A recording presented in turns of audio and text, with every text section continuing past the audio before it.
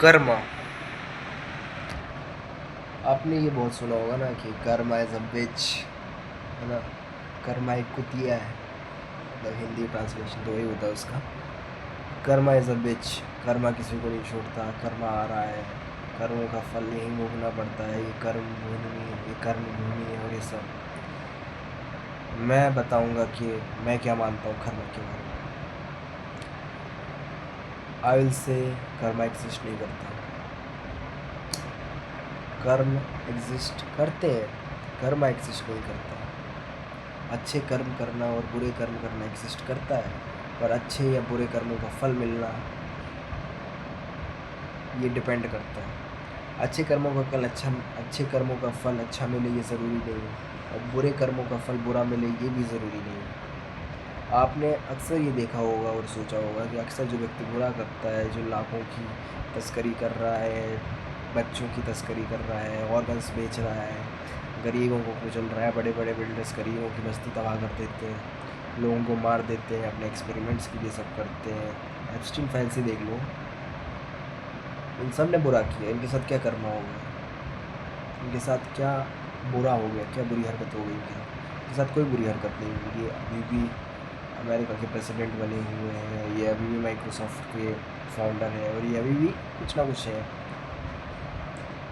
इनके साथ तो कुछ बुरा नहीं हुआ जितना बुरा इन्होंने अपने विक्टिम्स के साथ किया था। ऐसा क्यों? देख, तो मैं तुम्हें ये बता देता हूँ कि गिल्ट क्या होता है या गिल्टी होना क्या होता है। जब आप कोई बुरा काम करते हैं तो आपको गिल्ट महसूस होता है, आपको गिल्टी महसूस होता है। What guilty means?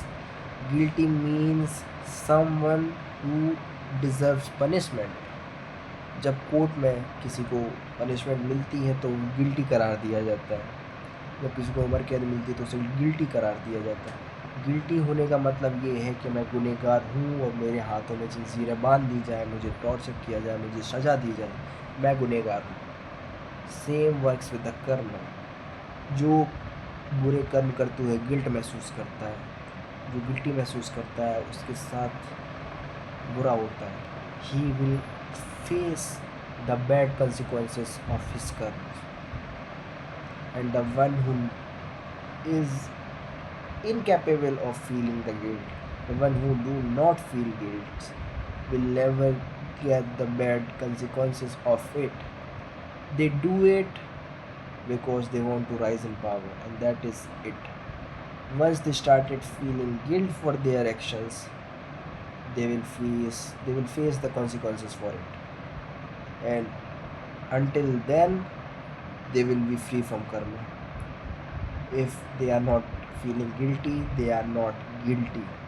क्योंकि कर्म ऐसा नहीं कि कोई ऊपर बैठा है, कोई यहाँ बैठा है जो कर्म गिन रहा है और फिर उन्हें सजा देगा। नहीं, ऐसा यही सच है।